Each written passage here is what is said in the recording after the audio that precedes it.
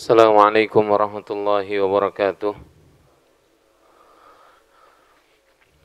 Innal hamdalillah nahmaduhu wa nasta'inuhu wa nastaghfiruh wa na'udzu billahi min shururi anfusina wa sayyiati a'malina. May yahdihillahu fala mudilla lahu wa may yudlil fala hadiyalah. Wa asyhadu an la ilaha illallah wahdahu la syarikalah wa asyhadu anna Muhammadan abduhu wa rasuluh. Allahumma salli wa sallim wa zid wa barik wa an'im ala nabiyyina Muhammadin wa ala alihi wa ashabihi ajma'in. Qala Allah tabaraka wa ta'ala: Ya ayyuhalladzina amanu taqullaha haqqa tuqatih wa la tamutunna illa wa antum muslimun. Ya ayyuhan nasu taqu rabbakumul ladzi khalaqakum min nafsin wahidah wa khalaqa minha zawjaha wa batha minhuma rijalan katsiran wa nisaa'a wattaqullaha alladzi tasaaluna bihi wal arham innallaha kana 'alaikum raqiba. Ya ayyuhalladzina amanu taqullaha wa qulu qawlan sadida yuslih lakum a'malakum wa yaghfir lakum dhunubakum wa may yuti'illaha wa rasulahu faqad faza fawzan 'azima. Amma ba'du fa inna asdaqal hadithi kitabullah wa khairal hadi hadi Muhammadin sallallahu alaihi wasallam wa syarral umuri muhdatsatuha fa inna kulla muhdatsatin bid'ah wa kulla bid'atin dhalalah wa kulla dhalalatin finnar. Amma ba'd. Kita panjatkan puja-puji syukur kehadirat Allah Subhanahu wa taala. Di pagi hari yang berbahagia ini Allah masih berkenan memberikan kenikmatan iman wal Islam, nikmat sehat wal afiyah, sehingga kita dapat kembali melaksanakan kewajiban kita sebagai seorang muslim, yaitu salat subuh secara berjamaah.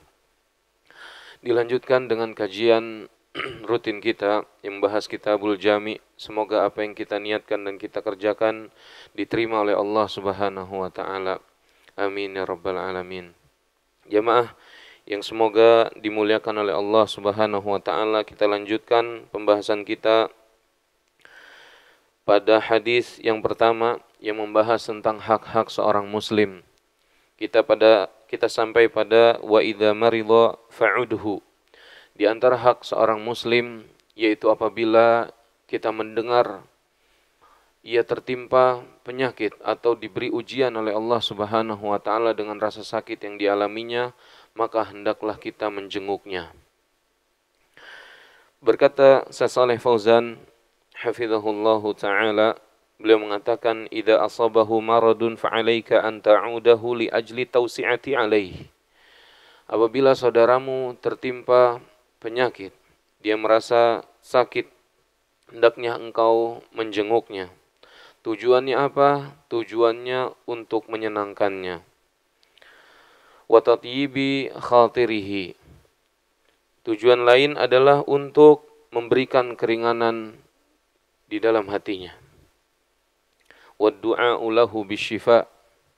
Wa du'a'i lahu bisyifa. Dan mendoakan dia agar dia disembuhkan oleh Allah Subhanahu wa ta'ala. Lianna ziyaratal marid laha ta'thirun alaihi. Karena sesungguhnya orang yang menjenguk saudaranya yang sakit itu akan memberikan pengaruh kepada siapa? Kepada pasien atau kepada orang yang sakit tersebut. Waliti bin nafsi wan syirahi sadri. Hatinya atau jiwanya akan menjadi baik setelah kita kunjungi, setelah kita tengok, kita jenguk, akan menjadi baik. Dan ya Allah akan lapangkan dadanya dengan sebab itu. Makanya Nabi sallallahu alaihi wasallam ya mengatakan wa idza marida fa'udhu. Apabila saudaramu sakit, maka hendaklah engkau menjenguknya. Dan di antara keutamaan menjenguk saudara yang sakit, Nabi sallallahu alaihi wasallam bersabda, innal muslima idza 'ada akhahu. Sesungguhnya seorang muslim apabila ia menjenguk saudaranya, lam yazal fi khurfatil jannah hatta yarji'a. Maka ia akan berada di khurfah jannah, yaitu khurfah surga, sampai dia kembali, sampai dia pulang. Rawahu akhrajahu Muslim. Dikatakan, ya Rasulullah, wa ma khurfatul jannah? Wahai Rasulullah, apa yang dimaksud dengan khurfatul jannah? Qala janaha. Nabi Shallallahu Alaihi Wasallam menjawab, yang dimaksud dengan khurfatul jannah itu adalah kebunnya, yaitu adalah buah-buahan yang ada di kebun surga. Maka hadis ini dijelaskan oleh Syekh Muhammad bin Shalih Al-Utsaimin. Beliau mengatakan maksudnya dirinya senantiasa berada di taman buah-buahan surga selama dirinya duduk di sisi orang yang sedang dijenguknya. Ini keutamaan yang sangat agung. Tatkala kita mendapatkan kenikmatan dari Allah Subhanahu wa taala, lalu kita mendengar saudara kita sakit, hendaklah kita gunakan tersebut untuk menjenguk saudara kita. Karena selama kita menjenguknya, kita berada di sisinya, maka seperti itulah yang Nabi Shallallahu Alaihi Wasallam kabarkan, kita berada di khurfa jannah, yaitu berada di taman ya buah-buahan surga.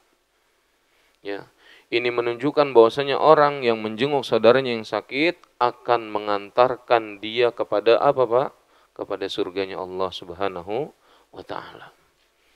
Dan ini ya sabda Nabi yang mulia sallallahu alaihi wasallam, kabar dari Nabi yang mulia sallallahu alaihi wasallam yang hendaknya kita berlomba-lomba untuk mendapatkannya. Ikhwani fiddin, azzani Allah wa iyyakum. Keutamaan yang kedua, seorang yang menjenguk saudaranya yang sedang sakit, maka malaikat-malaikat Allah akan mendoakan kebaikan untuk dirinya. Qala Rasulullah sallallahu alaihi wasallam, telah bersabda Nabi sallallahu alaihi wasallam, "Ma min muslimin ya'udu musliman." Tidaklah seorang muslim menjenguk saudaranya muslim yang sedang sakit. Maka apa kata Nabi? Illa shalla alaihi sab'una alfa malakin. Kecuali akan ada 70.000 malaikat. Bukan jumlah yang sedikit. 70.000 malaikat ini akan mendoakan kebaikan, akan mendoakan ampunan buat saudara muslim yang menjenguk saudaranya, buat seorang muslim yang menjenguk saudaranya, hatta yumsi, sampai sore hari. Jadi kalau dia menjenguknya di pagi hari, maka akan ada 70.000 malaikat yang mendoakan sampai sore hari. Wa in adahu ashiyatan, jika dia menjenguknya di sore hari, ada waktunya di sore hari, maka ia datang di sore hari. Illa shalla alaihi sab'una alfa malakin hatta yusbih. Kecuali akan ada 70.000 malaikat yang bersalawat kepadanya, mendoakan kebaikan untuknya, mendoakan rahmat untuknya sampai pagi hari. Enggak berhenti-berhenti, Pak. Mendoakan sampai pagi hari. Wa kana lahu kharifun fil jannah, akhrajahu Tirmidzi. Dan baginya apa? Kebun di tengah surga. Luar biasa hadis yang mulia ini. Ketika dia menjenguk di pagi hari, 70.000 malaikat akan mendoakannya sampai sore hari. Ketika dia datang menjenguk di sore hari, akan ada 70.000 malaikat yang mendoakannya sampai pagi hari. Dan baginya kebun di tengah surga. Ya. Maka ikhwani fiddin, a'azzani Allah wa iyyakum, malaikat adalah makhluk Allah yang mulia. La ya'sunallaha ma amarahum wa yaf'aluna ma yu'marun. Mereka adalah makhluk Allah yang Allah ciptakan tidak membangkang kepada Allah. Dan mereka senantiasa mengerjakan apa yang selalu Allah perintahkan kepada mereka. Dan tatkala mereka berdoa kepada Allah, doa mereka mustajab. Maka inilah keutamaan yang Allah Subhanahu wa taala sampaikan melalui lisan Nabi kita yang mulia sallallahu alaihi wasallam tatkala seorang hamba menjenguk saudaranya sesama muslim. Kemudian beliau mengatakan hattal kafir. Ya, bahkan tatkala yang sakit itu diketahui adalah orang kafir, non-muslim. La mani'a min ziyaratihi. Tidak ada penghalang untuk kita menziarahinya. Dengan catatan apa, Pak? Boleh kita menziarahi non-muslim asalkan diketahui ada maslahat untuk dia. Ya. Raja'a islamihi, apa maslahatnya? Yaitu kita mengharapkan dia masuk ke dalam agama Islam. Jadi tatkala kita menjenguk dia, ya, kita tawarkan agar dia masuk ke dalam agama kita, yaitu agama yang selamat, agama Islam. Fa innahu yuzar, dia didatangi. Wa yud'a ilallah, dia didakwahkan untuk taat kepada Allah, untuk masuk ke dalam agama Islam. Li'annahul ana ala firashil marad, karena sesungguhnya ketika itu dia sedang berada di atas ranjang, yaitu apa, dalam keadaan dia sakit. Fahuwa bihajatin ila tazkir, biasanya orang kalau udah sakit, ya, dia butuh untuk diingatkan, Pak. Ya, lemah kondisinya. Fa idza kana yurja islamuhu fa innahu tustahabbu ziyaratuhu. Apabila, ya, bisa diharapkan Islamnya, artinya dengan kita mengunjunginya, kita mengharapkan dia bisa masuk ke dalam Islam, maka hukum menziarahinya menjadi mustahab. Li'anna Nabiya sallallahu alaihi wasallam, ini dalilnya. Karena Nabi yang mulia sallallahu alaihi wasallam pernah mengunjungi siapa, Pak? Pembantu beliau, ya, yang sakit, ya. Siapa pembantu beliau? Yaitu orang Yahudi, ya. Dan Yahudi ini orang kafir, non-Islam. Dikunjungi oleh Nabi sallallahu alaihi wasallam. Ya, hadisnya dari Anas bin Malik, ya, diriwayatkan oleh Al-Imam Al-Bukhari dari Anas bin Malik radhiyallahu taala anhu, beliau menceritakan kana gulamun Yahudiyun yakhdumun Nabiyya sallallahu alaihi wasallam. Sesungguhnya Nabi memiliki seorang pembantu Yahudi. Dia biasa membantu Nabi sallallahu alaihi wasallam. Famarid, maka pada suatu hari pembantu Nabi ini sakit. Ya. Fa'atahu Nabiyyu sallallahu alaihi wasallam, lalu Nabi sallallahu alaihi wasallam menjenguk pembantunya, ya. Ya'uduhu faqa'ada 'inda ra'sih. Ketika Nabi sampai, Nabi duduk di samping kepala siapa, Pak? Kepala pembantunya. Duduk beliau di samping, ya. Sebagaimana kita kalau menjenguk, kita duduk di samping, ya, si pasien, ya, Pak. Kita duduk. Sebagaimana Nabi duduk. Faqala lahu aslim. Ketika Nabi duduk di sampingnya, Nabi mengatakan aslim. Ya, masuklah ke dalam agama Islam. Fanadhara ila abi. Kemudian, ya, si pasien ini, pembantu Nabi ini melihat kepada bapaknya. Seolah-olah dia meminta pendapat siapa, Pak? Bapaknya. Karena Nabi sallallahu alaihi wasallam, ya, perintahkan dia untuk masuk ke dalam agama Islam. Wa huwa indahu, dan ketika itu bapaknya hadir, ya. Faqala lahu ati' Abul Qasimi sallallahu alaihi wasallam. Kata bapaknya, taatilah kepada Abul Qasim. Siapa Abul Qasim? Yaitu Nabi yang mulia sallallahu alaihi wasallam. Sekarang yang jadi pertanyaan, kenapa bapaknya ngomong kayak begini, Pak? Kenapa bapaknya, ya, ngomong taati Abul Qasim? Kenapa anaknya disuruh taat kepada Abul Qasim? Jawabannya adalah karena Nabi yang mulia sallallahu alaihi wasallam adalah seorang as-sadiqul masduq.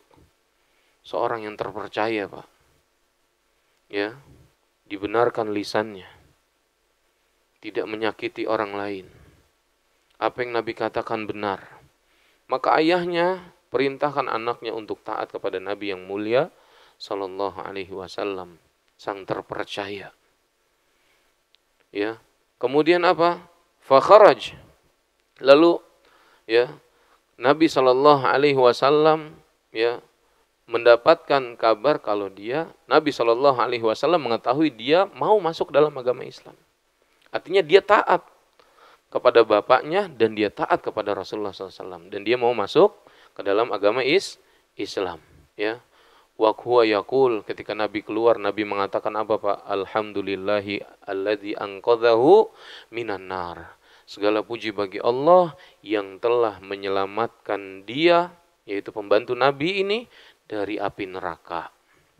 Akhrajahul Bukhari, ya. Ikhwani fiddin, a'azzani Allah wa iyyakum, ya. Ini merupakan dalil bahwasanya dibolehkan seorang muslim mengunjungi siapa orang kafir tatkala diketahui dia sakit, apabila dia mengetahui ada maslahat di dalamnya.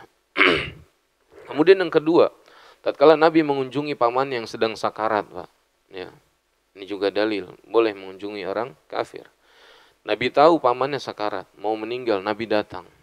An Ibnil Musayyib an abihi anna Aba Talib lamma hadaratul wafah dakhala alaihi Nabi sallallahu alaihi wasallam. Nabi datang kepada pamannya, wa indahu Abu Jahlin. Dan ketika itu bersama pamannya Nabi Abu Jahal. Faqala ay'am kul la ilaha illallah. Wahai pamanku, katakan la ilaha illallah. Lihat, Nabi menawarkan Islam, Pak. Kepada siapa? Kepada pamannya. Ya. Kalimatun uhajulaka biha indallah. Sebuah kalimat yang apabila engkau ucapkan saat ini, aku akan menjadikan alasan nanti di hadapan Allah agar Allah tidak mengadabmu. Ya, faqala Abu Jahlin wa Abdullah ibn Abi Umayyah. Kemudian ketika itu setelah Nabi mengatakan dan menawarkan Islam kepada pamannya, mengajak pamannya agar masuk ke dalam Islam, berkatalah Abu Jahil dan pamannya dan siapa? Ya, Abdullah bin Abi Umayyah. Ini teman yang buruk, Pak, punya pengaruh besar, ya, dalam ya keistiqomahan seorang hamba, yaitu dia juga menolak ya agar Abu Thalib tidak masuk dalam agama Islam. Ya. Apa kata mereka berdua, Pak? Targhabu an millati Abdul Muthalib. Wahai Abu Thalib, apakah engkau membenci agama Abdul Muthalib? Ya. Falam yazala yukallimanihi hatta qala akhiru syai'in kallamahum bihi ala millati Abdul Muthalib. Maka ya, teman yang buruk ini terus-terusan mengatakan, ya, apakah kau membenci agama Abdul Muthalib? Terus ya. Akhir karena enggak enakan, ya, Abu Thalib tetap berada di atas agama siapa? Abdul Muthalib. Artinya dia tidak masuk Islam sampai akhir wafat, ya, sampai hampir akhir hayatnya, ya. Maka ikhwan fillah azani Allah wa iyyakum, lihatlah bagaimana Nabi sallallahu alaihi wasallam inginkan pamannya dan mengetahui ada maslahat di situ. Beliau ingin pamannya masuk ke dalam agama Islam. Beliau ingin pamannya tidak diazab oleh Allah Subhanahu wa taala. Beliau ingin pamannya diselamatkan oleh Allah Subhanahu wa taala dari panasnya api neraka. Kemudian ketika seorang menjenguk orang yang sakit, ya, maka ada etikanya. Yang pertama, dianjurkan dia mendoakannya, Pak, dengan doa-doa yang diajarkan oleh Nabi yang mulia sallallahu alaihi wasallam. Sebagaimana disebutkan oleh Imam Al-Bukhari, ya, Nabi sallallahu alaihi wasallam bersabda ketika beliau menjenguk orang sakit, beliau berdoa la ba'sa tahurun insyaallah. Ya, artinya apa? Tidak mengapa. Semoga sakitmu ini menjadi penggugur dosa-dosamu. Dan ingat, sakit akan menggugurkan dosa, ya, dengan syarat apa, Pak? Dengan syarat dia ridho dari ya keputusan yang Allah sudah tetapkan. Ridho dia, ya. Dan juga sakit akan menjadikan dia apa? Diangkat derajatnya oleh Allah Subhanahu wa taala. Dengan syarat apa? Dia ridho, ya, diberikan penyakit itu oleh Allah Subhanahu wa taala.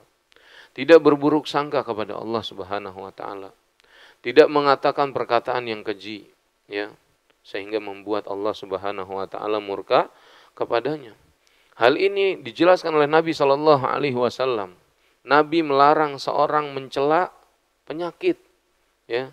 Nabi mengatakan la tasubbil huma. Janganlah engkau mencela demam.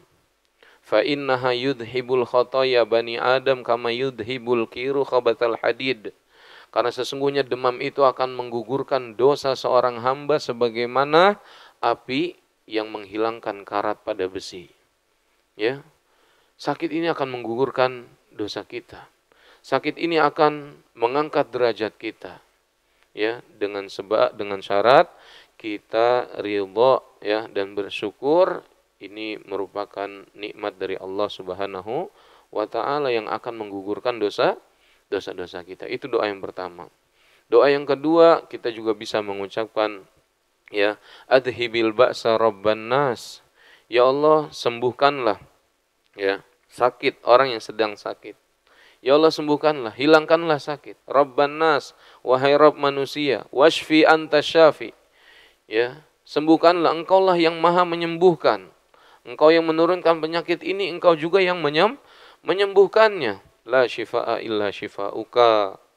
Tidak ada kesembuhan kecuali dari engkau, ya. Syifaan la yughadiru saqama, ya. Dan kesembuhan yang tidak ya mendatangkan atau tidak meninggalkan penyakit, ya. Jadi sakit pinggang yang kita rasakan, ya, kesemutan yang kita rasakan, ya, pegel-pegel, ya, apa namanya, ini berat ya Pak, ya, kolesterol, ya Pak, ya Pak, ya, ruku sakit, sujud sakit, ya, itu semua akan menggugurkan dosa kita Pak. Dan kita minta kesembuhan itu kepada Allah Subhanahu wa ta'ala. La ba'sa tahurun insyaallah. Allahumma rabban nasi adhibil ba'sa ishfi anta syafi la shifa illa shifauka shifaan la yughadiru saqama. Ya, begitu juga tatkala kita merasakan ada anggota tubuh kita yang sakit, kita pegang yang sakit, Pak, ya.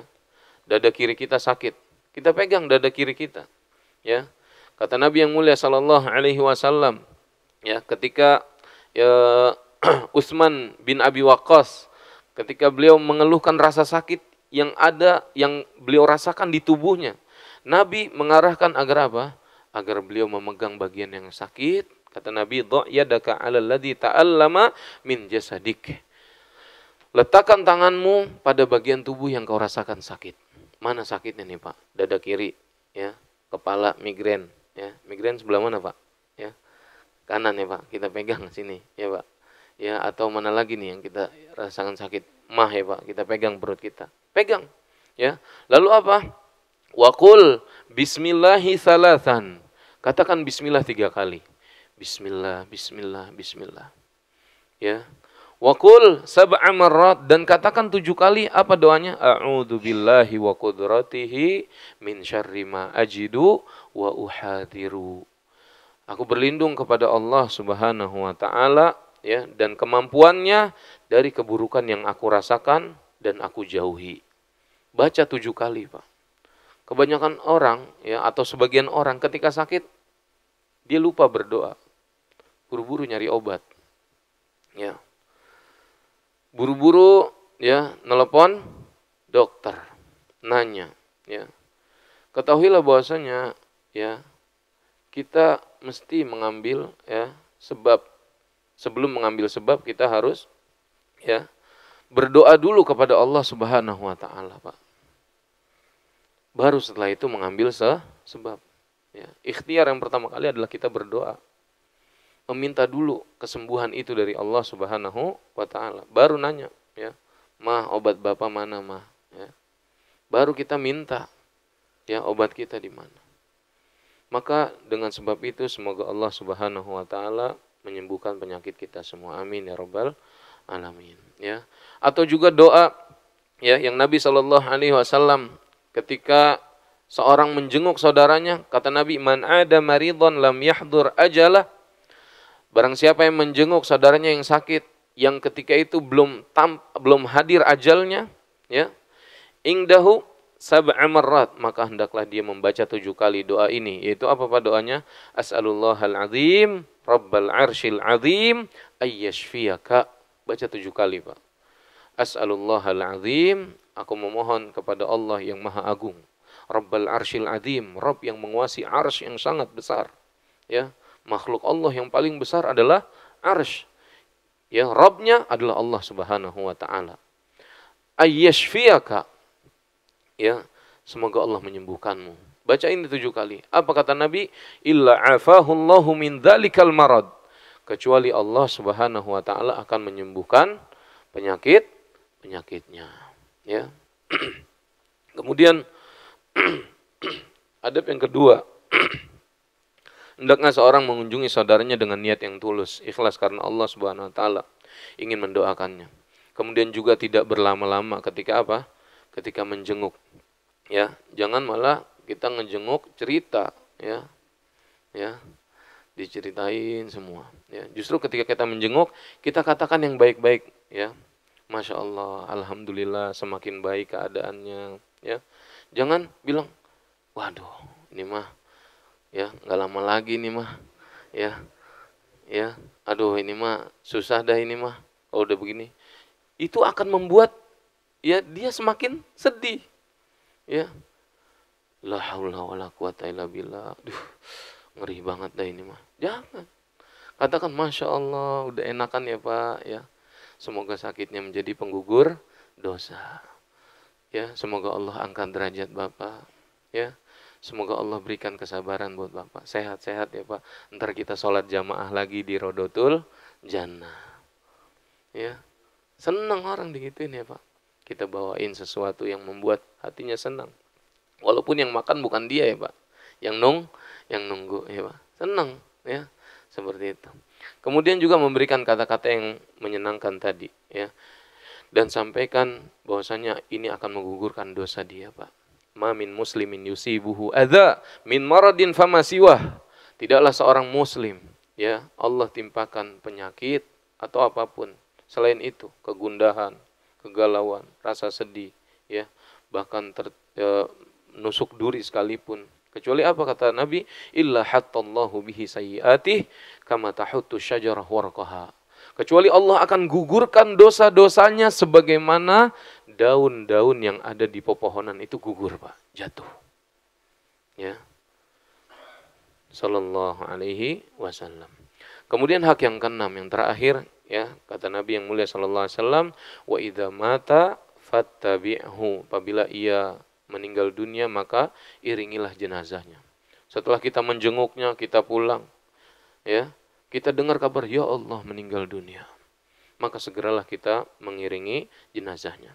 Kita datang ke tempatnya, ya, lalu kita ucapkan ya kalimat apa Pak? Yang dapat kalimat bela sungkawa, ya. Innalillahi ma akhadh. Katakan kepada ya ahli waris, innalillahi ma akhadh, sesungguhnya milik Allah lah apa yang Allah ambil, walahu ma a'ta, dan milik Allah lah apa yang Allah berikan ya, wa kullu syai'in indahu bi ajalin musamma, dan segala sesuatu di sisi Allah itu udah ada ajalnya Pak. Umur saya berapa, umur Bapak berapa, udah ada ajalnya semua ya. Fal tasbir wal tahtasib, hendaklah engkau bersabar dan hendaklah engkau mengharapkan pahala dari Allah Subhanahu wa taala atas musibah yang Allah turunkan ini. Ya, berat Pak, mereka yang ditinggalkan akan merasakan berat. Dan Nabi Shallallahu alaihi wasallam menjelaskan, man syahidal janazah hatta yusalla falahu qirat. Barang siapa yang menyaksikan jenazah sampai dia ikut menyolatkan, ikut dia menyolatkan, falahu qirat, maka baginya satu qirat.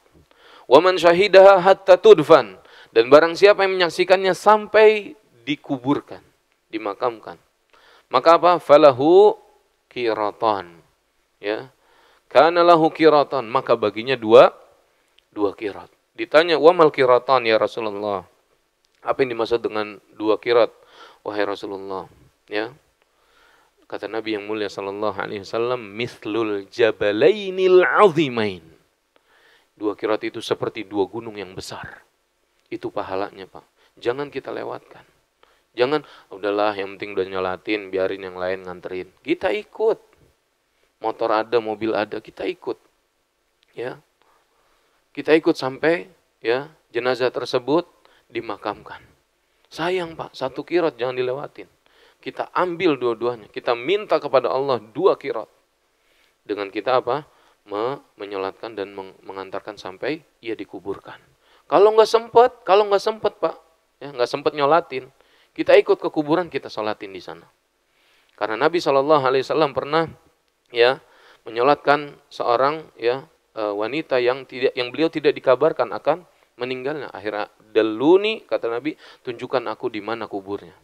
Lalu Nabi Shallallahu Alaihi Wasallam menyolatkan wanita tersebut. Ini menunjukkan bahwa boleh seorang menyolatkan ya jenazah yang sudah dikuburkan apabila ia tidak sempat. Ya, itulah yang bisa saya sampaikan ya Pak.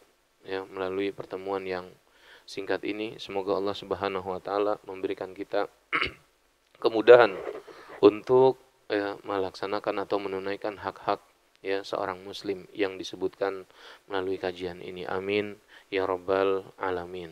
Ya, masih ada 5 menit ya, silakan yang ingin bertanya saya persilakan Pak.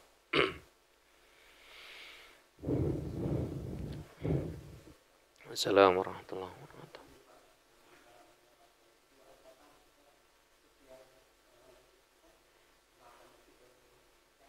Setiap apa Pak?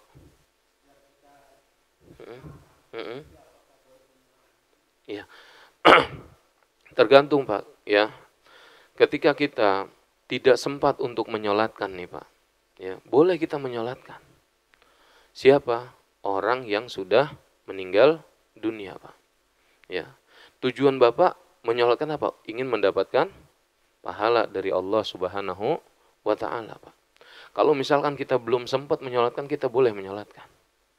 Ya. Tapi kalau kita udah menyolatkan, ya udah kita selesai. Setiap ke makam menyolatkan. Nah, tujuannya apa Pak? Untuk mendoakan. Ya, kalau untuk mendoakan, ya boleh saja. Misalkan kita, apalagi kalau kita belum sempat menyolatkan Pak. Ya, dan itu boleh ya. Dan itu ya hukumnya adalah apa Pak? Fardu kifayah. Ya. Dari mulai memandikan, dari mulai mengkafankan, dari mulai menyolatkan sampai menguburkan itu hukumnya fardu kifayah, Pak. Apa yang dimaksud dengan fardu kifayah? Apabila ya sudah ada yang ya berdiri untuk mengerjakannya, maka yang lain tidak berdosa. Nah, kalau kita terluputkan dari itu, kita boleh datang untuk menyolatkannya. Seperti itu, Pak. Ya. Kalau belum menyolatkan, ya. Kalau sudah ya udah. Iya.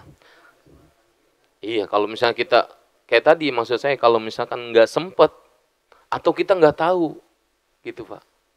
Kita nggak tahu kalau dia meninggal. Kayak Nabi nggak tahu. Maka Nabi meminta kepada sahabat untuk menunjukkan di mana kubur wanita tersebut. Akhirnya apa? Ditunjukkan dan Nabi SAW menyolatkan. Kalau udah sholat ya udah selesai. Seperti itu. Sisanya apa? Sisanya boleh doa di luar sholat. Ketika kita pulang kita doakan. Allahumma gfir lahu warhamhu wa'afihi wa'fu anhu. Ketika kita sholat kita doakan. Ketika kita di akhir ya tahiyat. Ketika kita sujud. Ketika kita sholat malam. Ya. Dan di kesempatan-kesempatan lainnya kita doakan setelah itu Pak. Barakallahu fikum. Ada lagi Pak?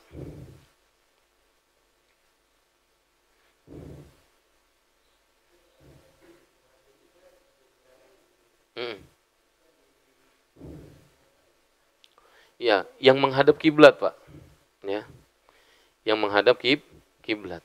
Mana kiblatnya? Ya, kalau kiblatnya ke sini berarti kita di sininya. Kan dia dikuburkan wajahnya dihadapkan ke kiblat. Berarti kita di samping di belakang sininya. Seperti itu. Ya. Misalkan ya, kuburan seperti ini Pak ya. Ya, menghadap kiblat, maka kita di sininya kita menyolatkan seperti itu. Iya, iya betul, seperti itu. Di tengahnya atau di kepalanya, seperti itu. Ada lagi Pak?